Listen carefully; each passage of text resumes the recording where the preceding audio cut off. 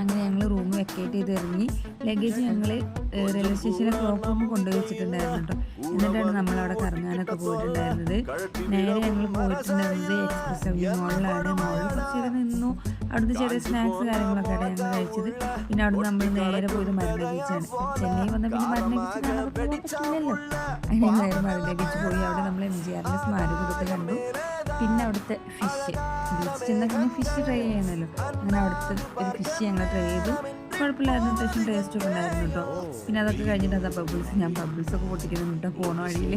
എന്നിട്ട് പിന്നെ ഞങ്ങളവിടെ കുറച്ച് നേരം വർത്താനം പറഞ്ഞിരുന്നു. അമ്മയും മഹിയും കൂടി നല്ല പാട്ടുപാടില്ല, പാട്ട് കച്ചേരിയായിരുന്നു അവിടെ ഞങ്ങൾ കുറച്ച് നേരം നല്ല രസമായിരുന്നു കേട്ടോ അവിടെ ഇരുന്ന് ഇങ്ങനെ പാട്ട് പാടാനും എല്ലാത്തിനും.